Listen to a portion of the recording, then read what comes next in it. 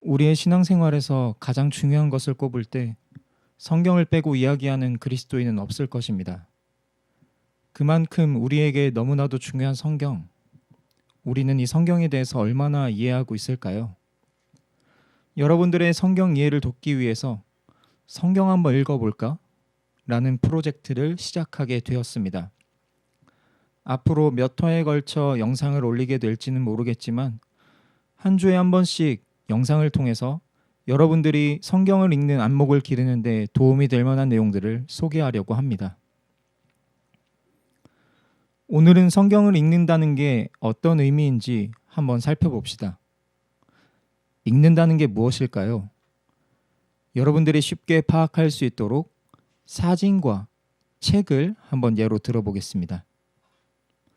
여기 사진 한 장이 있습니다.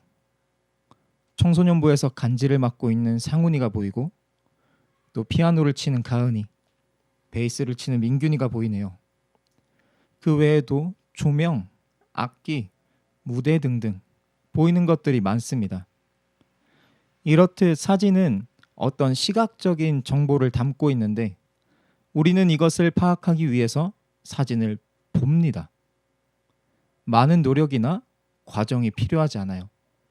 그냥 보면 되는 겁니다. 참 간단하죠?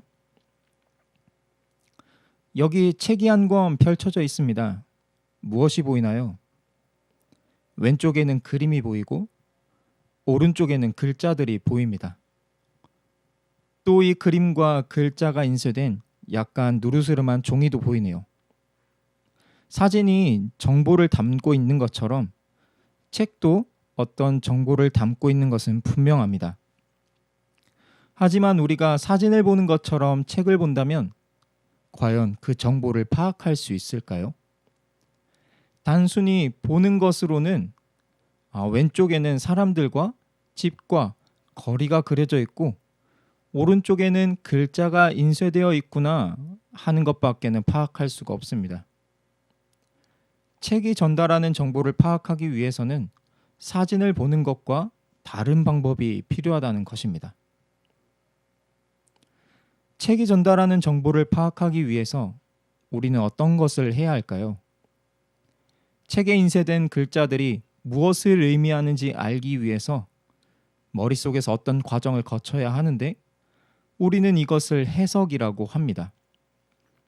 단순히 사진을 보는 것과는 달리 해석이라는 조금 더 복잡한 과정과 노력을 거쳐야만 책이 전달하는 정보를 파악할 수가 있는 것이죠. 이렇게 해석의 과정을 거쳐서 책이 전달하는 정보를 파악할 때 우리는 책을 읽는다라고 말합니다. 보는 것과 읽는 것, 분명한 차이가 있죠?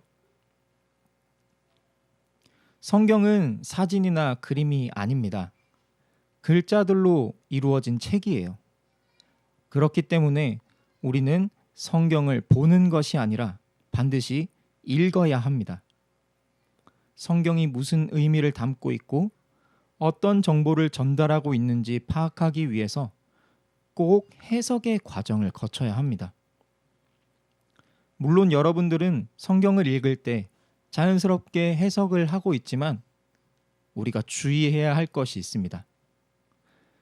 우리는 문장 속에 뜻을 잘 모르는 단어가 있어도 그 문장의 뉘앙스를 따라 이런 뜻이겠구나 생각하고 넘어갈 때가 많은데 이렇게 하면 전혀 엉뚱한 결과가 나오게 될 수가 있어요. 우리는 이것을 주의해야 합니다. 조금 과한 예이지만 하나님은 사랑이십니다 라는 문장을 하나님은 사람이십니다 라고 전혀 엉뚱하게 이해하게 될 수가 있거든요. 우리는 성경을 읽을 때 마치 영어 지문을 해석하듯 꼼꼼하게 해석하는 노력을 해야 할 필요가 있습니다. 오늘은 보는 것과 읽는 것의 차이를 살펴보고 성경을 읽는다는 것이 무엇인지 알아보았습니다.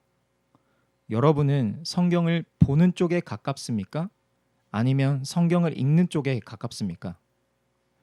여러분이 성경의 문장 속에서 모르는 단어가 있는데도 슬쩍 지나가고 있지는 않았는지 한번 생각해 보세요.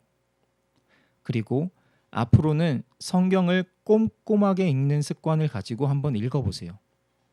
분명히 여러분들이 성경을 이해하는데 큰 도움이 될 것입니다. 성경을 읽는다는 것은 절대 아무 노력을 하지 않아도 저절로 되는 간단한 것이 아닙니다. 하나님의 뜻과 마음을 알기 위해서 조금의 수고와 노력을 기울일 줄 아는 대흥교회 청소년부 여러분들이 되기를 바라며 오늘 첫 번째 시간을 마치도록 하겠습니다. 그럼 안녕.